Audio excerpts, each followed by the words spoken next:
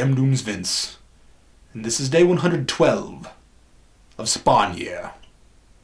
I bit my tongue.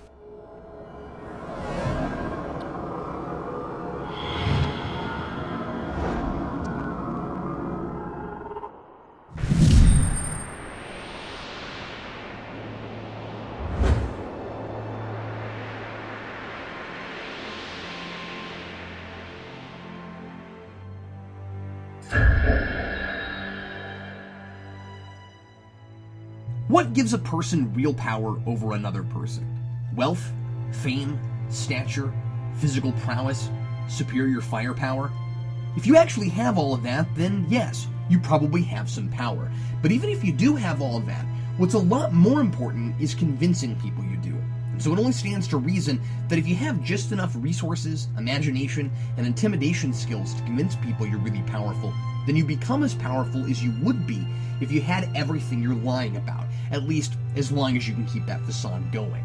In poker, the cards in your hand aren't nearly as important as the cards your opponent thinks you have. And that's what the Udaku is all about.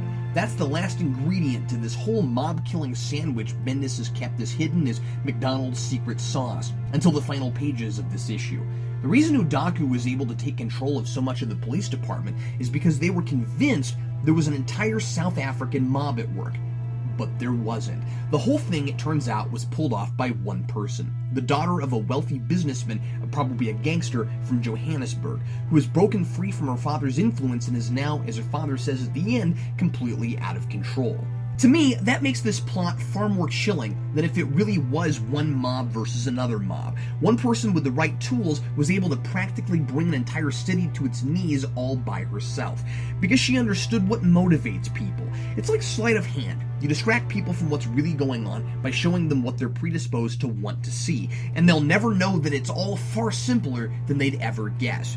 The only thing I question is this mastermind, Cecilia, has genetically engineered henchmen. Unless I'm missing something, we don't really know where they come from or how Cecilia got them.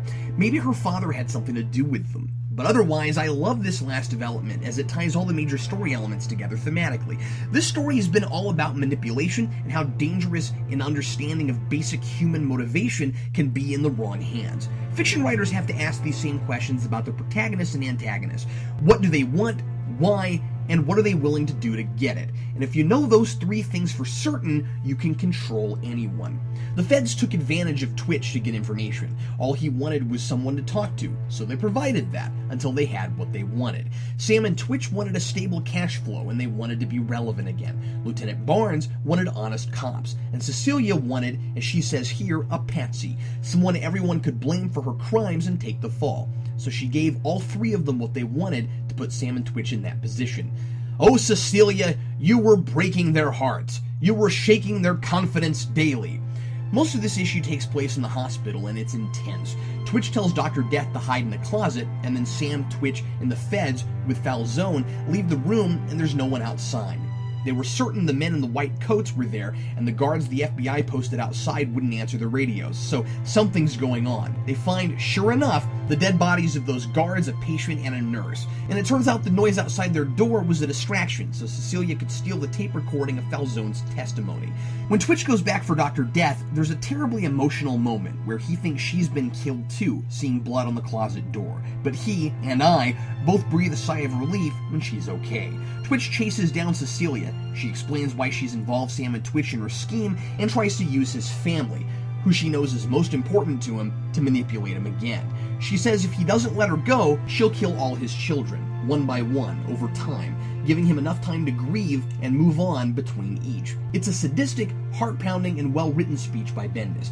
But this is Cecilia's mistake. She pushes Twitch too far, and instead of folding his hand, he ends the game and shoots her right there. Twitch has a recorder on him and taped the whole thing, which is the only way he'd ever get off the hook shooting her. He's got to have some kind of proof that she's behind the Udaku plot. Bendis doesn't handle this lightly. Twitch made a tough call and shot a woman not in self-defense, but as a preventative measure because of what she's proven herself capable of. He couldn't risk she was bluffing, but he's certainly not going to sleep well tonight.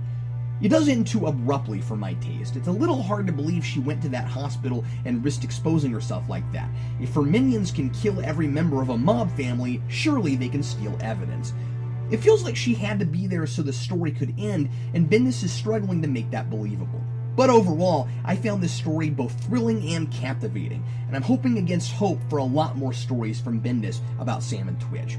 And after this story, I can't help but think Doomsvince may be like Cecilia. He knows what I want, and he's using that to control me. All I have to do is discover the difference between Doomsvince's real power and what he wants me to believe he's capable of. Signed, Captain Logan.